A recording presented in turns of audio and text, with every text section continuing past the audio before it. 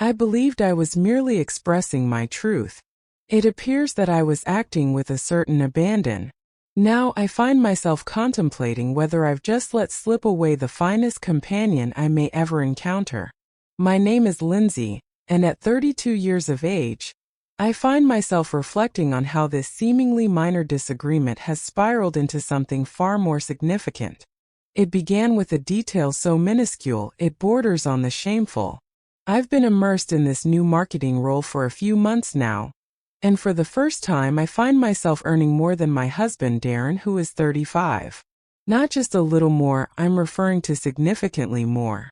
I'm entering stores now, no longer glancing at price tags. I place my order for appetizers, entrees, and desserts with unwavering confidence, and I crave even more. And hear me out, I truly deserve this. I toiled diligently, burning the midnight oil on my studies, and devoted countless months to sending out resumes. Indeed, I believed it was time to indulge myself a little. Whether you label it as main character energy or something else entirely, I sensed that I had truly arrived. Darren, however, perceived things differently. The initial fracture occurred over a trivial matter. I purchased a bag that cost $400. Nothing extravagant, not high-end or anything, just a lovely bag that brought me joy. Upon arriving home with it, I anticipated Darren might utter something along the lines of, "Ooh, that's lovely," or perhaps, "You deserve it, babe." Instead, he struck me with the question, "How much was that?" That question grates on my nerves like nails scraping against a chalkboard. It frustrates me when men pose that question. It evokes the sensation of being a child reprimanded. I let out an exasperated sigh and replied, "No need to fret. I covered it with my own funds." It was clear that it displeased him. His face remained largely still, yet his eyes engaged in that subtle squint smile that individuals often exhibit when they're on the verge of losing their composure. He inquired, "Your money? I believed it was our money. Are you aware that I am still the one covering all the expenses, correct?" And that was the moment everything took a turn for the unexpected. Instead of releasing it as I perhaps ought to have, I chose to utter something clever. What once struck me as amusing now resonates as perhaps the most foolish remark I've ever uttered. I met his gaze squarely and replied, "Perhaps if you earned more, I wouldn't need to dip into my own funds." Indeed, I did express that. To a man who rises at the break of dawn at 5:30 a.m., to toil through 10-hour shifts. To a man who has been shouldering the burden of the mortgage, the lights, the groceries, all while I navigated the uncertainty of employment before this marketing opportunity finally materialized. And I didn't merely express it. I conveyed it with a light-hearted chuckle, as if it were endearing. It lacked charm. His silence was more cutting than any retort could have been, deepening the sting of the moment. He fixed his gaze on me for a moment, nodded, and said, "All right, Lindsay, I understand your perspective now." He turned and walked away, leaving the moment behind him. Though I can't say I'm proud, rather than succumbing to guilt, I found myself engulfed in anger. "So now you're choosing to be all silent and nursing your wounds, are you?" Within the confines of my mind, a voice urges me to embrace my strength and stand tall. I perched on the couch, arms crossed, anticipating his return for a debate that never came. As the night deepened, I found myself lost in the glow of my phone, scrolling aimlessly until slumber finally claimed me. As dawn broke, I stirred from my slumber only to find that Darren had already slipped away. There's nothing out of the ordinary. He consistently departs for work at an early hour. As I entered the kitchen, my gaze fell upon a sticky note affixed to the fridge, bearing the message, "I'm taking $300 from our savings for the car maintenance. I wanted to inform you as I seem to be the sole contributor to it." Trivial, oh so trivial. I crumpled it up and cast it aside into the trash, yet that one lingered with me. It struck at a depth I wasn't prepared to acknowledge as painful. The following week unfolded with a series of subtle barbs like that. Whenever I ordered takeout, he would inquire, "Did you cover that with your money or ours?" As we wandered through the aisles of the grocery store, my hand instinctively moved toward the familiar name brand cereal, while his fingers brushed against the more humble store brand option. I remarked, "Darling, really it's just a $2 difference." He remarked, "Given your newfound wealth, perhaps you ought to take care of it." It reached a point where one evening I messaged my closest friend Maya, saying, "Girl, Darren has been quite emotional lately. It seems to me that he harbors a sense of jealousy towards my achievements." I anticipated her to uplift my spirits, yet her response was, "Sis, are you certain you're not being a tad selfish?" I began to compose an entire paragraph, poised to justify my stance, yet I ultimately erased it. Deep within, I sensed she might hold a sliver of truth, but acknowledging that felt akin to defeat, and I wasn't prepared to concede just yet. Then arrived the moment that transformed everything. As we sat in the car, the journey back from his mother's house unfolded around us. The entire journey was enveloped in silence until he suddenly asked, "Do you think I'm holding you back, Lindsay?" I stood still, caught in a moment of sheer disbelief. What could be the reason behind his inquiry? He averted his gaze, fixated solely on the winding path ahead. I shrugged and replied, "Well, I didn't exactly say that, but it seems you kind of are." At that moment it barely registered in my mind. It escaped his lips, yet he remained silent for the duration of the journey. There were no clever retorts, no hidden barbs, only an enveloping quiet. As the night deepened, he meticulously gathered his belongings into an overnight bag. I assumed he would head to his brother's place, just as he has in the past during our disagreements. Yet, as I witnessed him seize his work shoes and laptop bag, a surge of adrenaline coursed through me. "To what destination do you find yourself drawn?" I inquired. "Somewhere I don't have to feel like I'm holding you back," he said, gazing intently into my eyes. And then he departed. I lingered in anticipation. I refrained from calling him. I believed he would return. He has a way of returning time and again. Yet here we are 3 days later. Silence reigns, devoid of calls or messages. He is not currently at his brother's residence. His sister mentioned that he is seeking some distance to sort through his thoughts. And that was the moment it dawned on me. He has truly departed. For the first time, I find myself pondering whether I have been my own worst enemy. I expressed to him that he was hindering my progress, yet now it seems as though he is the one who is moving away from me. 6 days have passed and still Darren has not returned home. Initially, I must admit, I was quite obstinate. I reassured myself that if he chooses to behave like a child, then so be it. I had no intention of pleading. I navigated through TikTok, cranked up some empowering playlists, and confidently assured Maya, "Darling, he'll return. He's merely indulging in theatrics." Yet with each passing day, my confidence waned just a bit further. On the 3rd day, I found myself tracking his whereabouts on Find My iPhone. But can you believe what happened next? He switched it off. Transformed. It is off. And if you're aware, you understand the kind of message that conveys. Panic had not yet taken hold, but the creeping sensation was beginning to stir within me. On the 4th day, I reached out to his brother Tyrell. "Have you happened upon Darren recently?" Tyrell hesitated, as if weighing the extent of his revelations. Then he remarked, "He's good, Lindsay. What is the significance of that?" I inquired, my tone more cutting than I had meant it to be. "It signifies that he possesses skill. He will reach out to you when the time is right." I ended the call. My hands trembled with an unsteady rhythm. Tyrell's calm demeanor unsettled me, as if he possessed knowledge that eluded my grasp. As the 5th day unfolded, my eating habits had taken a turn for the worse. The food lacked flavor and my stomach felt constricted, as if bracing for unwelcome tidings. I found myself gazing at the door, as if anticipating it to swing open at any moment, yet it remained steadfastly closed. I found myself wandering the kitchen, phone clutched tightly, caught in a tug of war over the decision to send him a message. I found myself typing, "Are you truly finished with us?"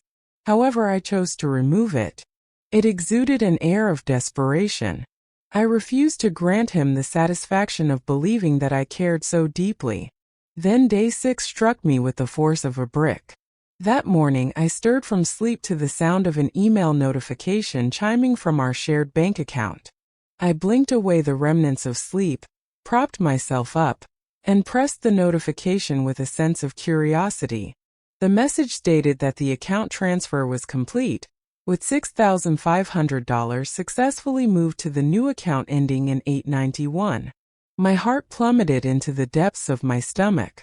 I opened the bank app to assess my remaining balance. $322.07. He departed, leaving me with $300. At that moment, it ceased to be a respite and transformed into a sense of forsakenness.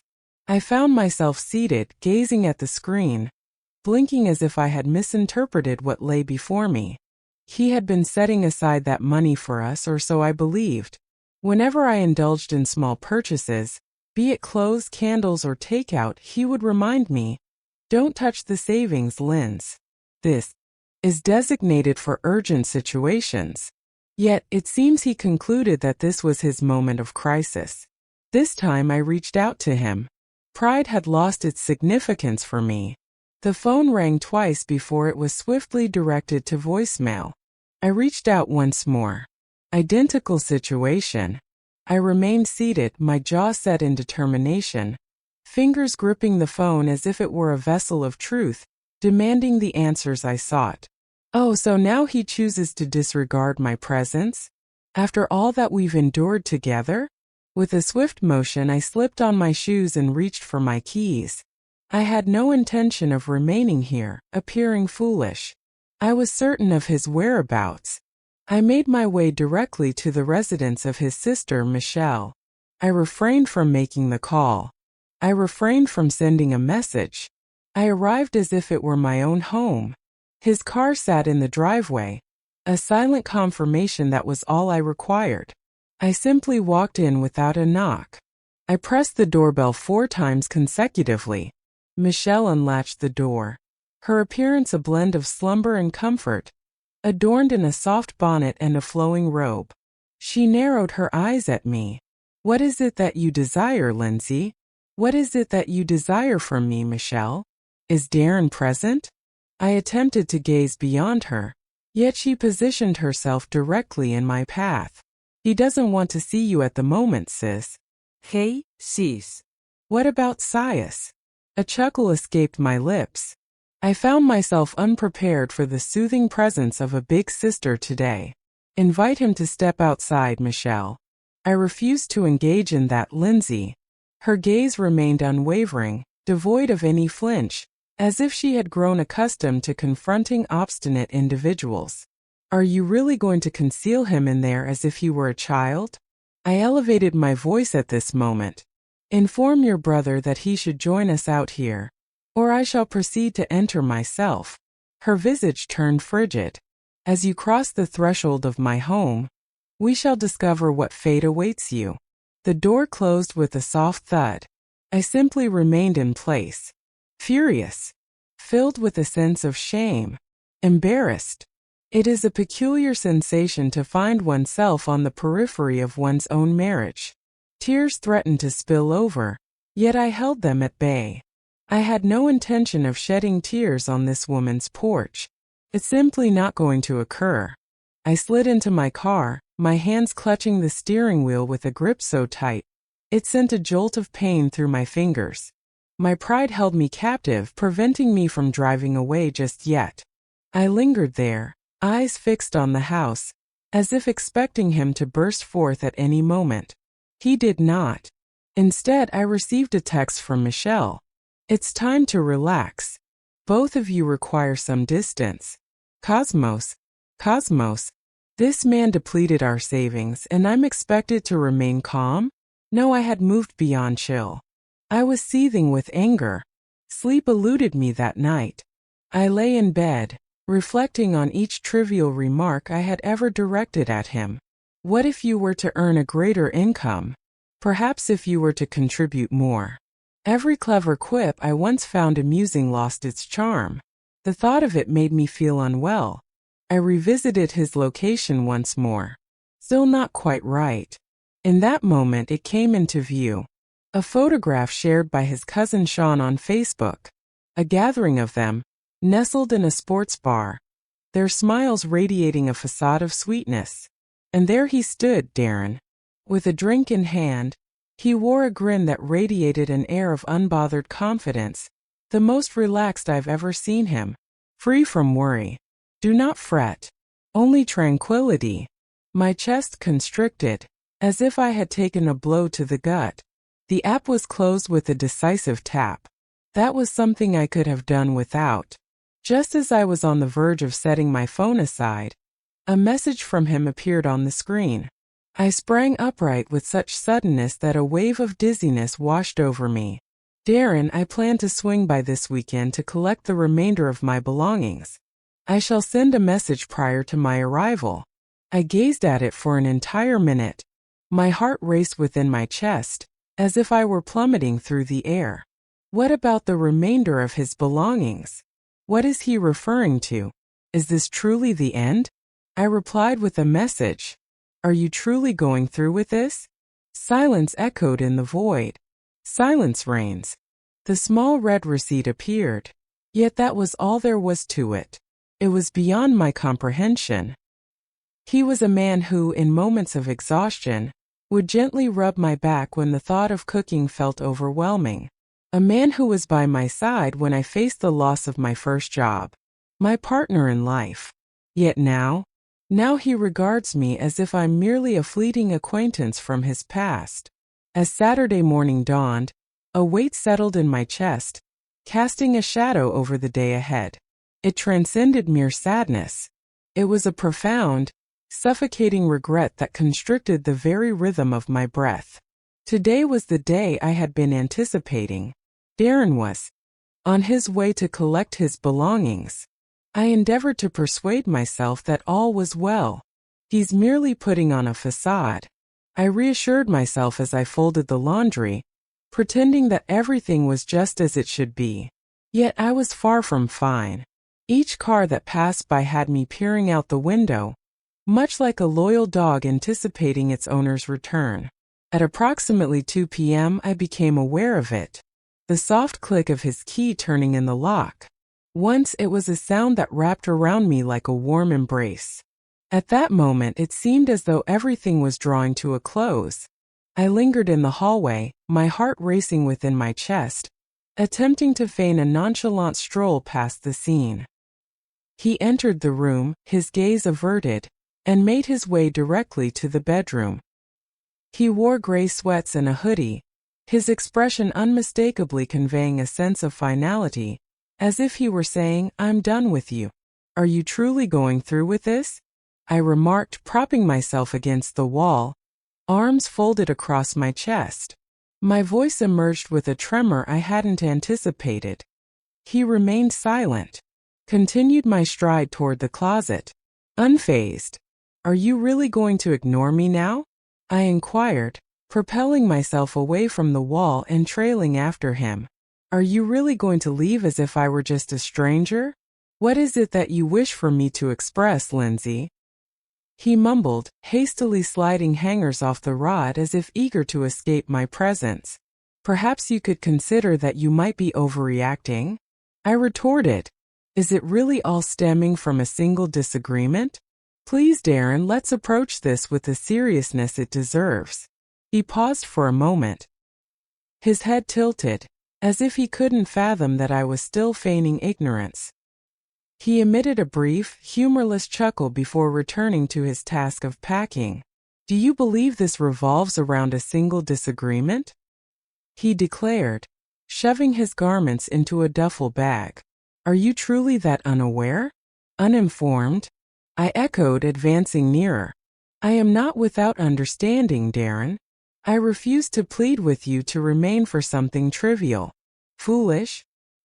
He paused his packing and turned to confront me, locking his gaze onto mine.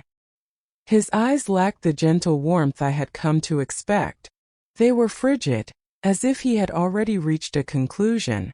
It's not foolish when I'm shouldering the weight of this entire house, Lindsay. His voice remained unwavering, yet I could detect a subtle sharpness beneath the surface. It's not foolish when each month I find myself at this table, grappling with how to make everything fit together, while you're out here acquiring things as if we have wealth to squander. Oh, are you upset because I decided to treat myself to a few things? A chuckle escaped my lips, yet it emerged unsteady. I am engaged in my work, Darren. I am worthy of indulging in some self-care. I refuse to merely linger counting every cent like you do. And see where that has led you, he retorted, gesturing broadly at the surroundings. I was setting aside resources for the two of us, Lindsay, concerning the residents, in times of crisis. Yet you remain oblivious to that, don't you? With a slight shake of his head, he returned to the task of packing. I clenched my arms closer to my body, attempting to mask the impact of his words on me. Yet indeed they were. They existed. He was correct, yet I found myself unprepared to acknowledge it. Do you realize something?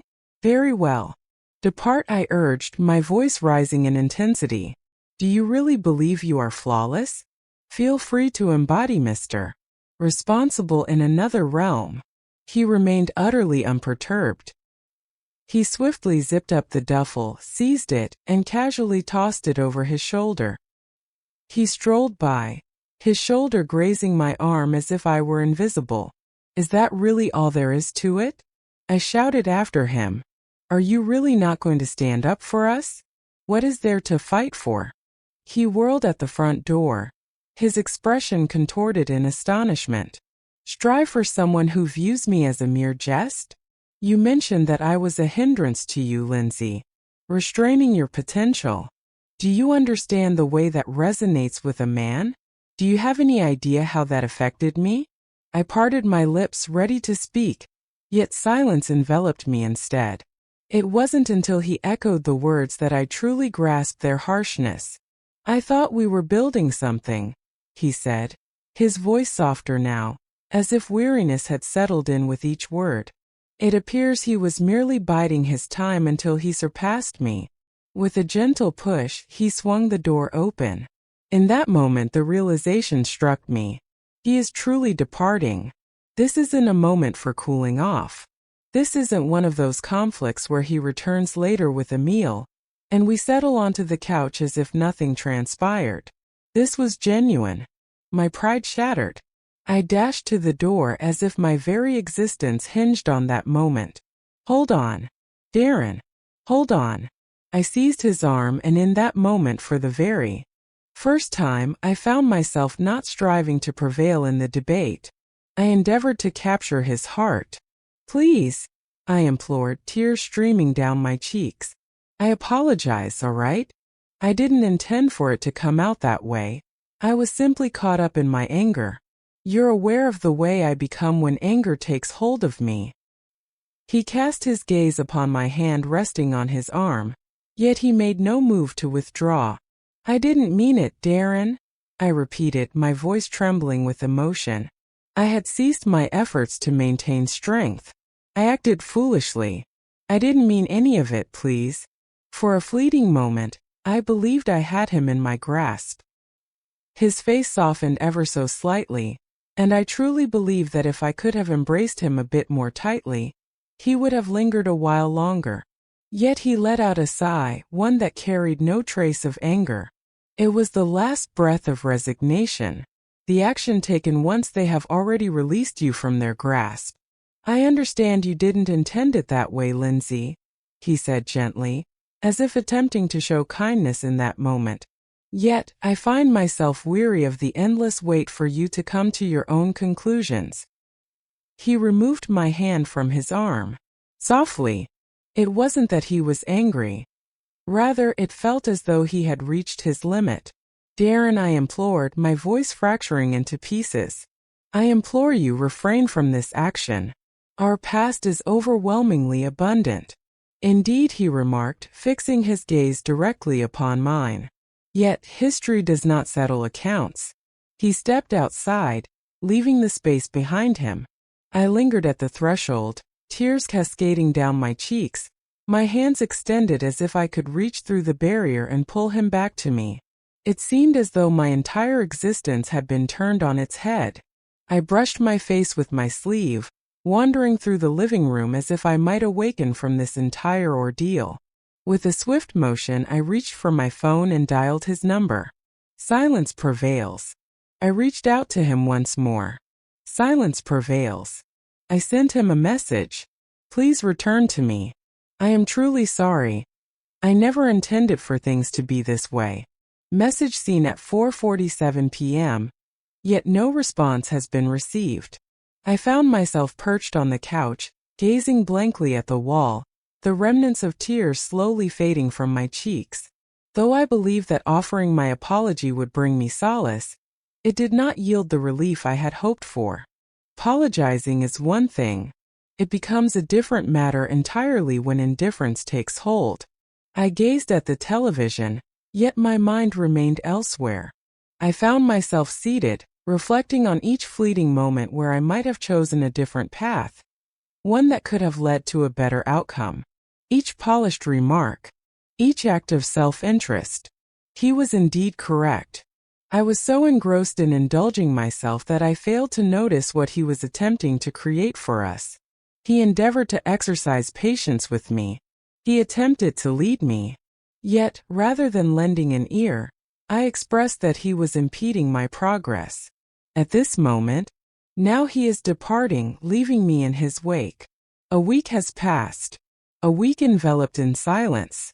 There I sat, gazing at the door, yearning for the moment he would step across the threshold. With each buzz of my phone I startle, only to discover it's yet another trivial notification, similar to a promotion that holds no significance, or a note from a long-lost friend whose voice has faded with time. Yet not from Darren. In those days I found myself revisiting every detail in my mind, examining each moment we shared and pondering every action I took. Have I gone too far with him? Was I truly that self-centered? I made several attempts to reach him by phone.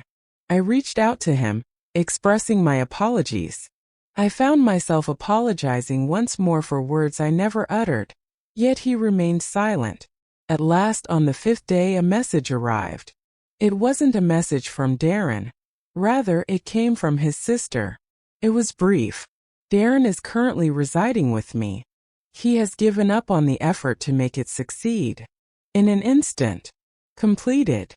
I set my phone aside and gazed at it, wishing fervently that my eyes were deceiving me. Yet I found myself engulfed in a wave of nausea that twisted my insides.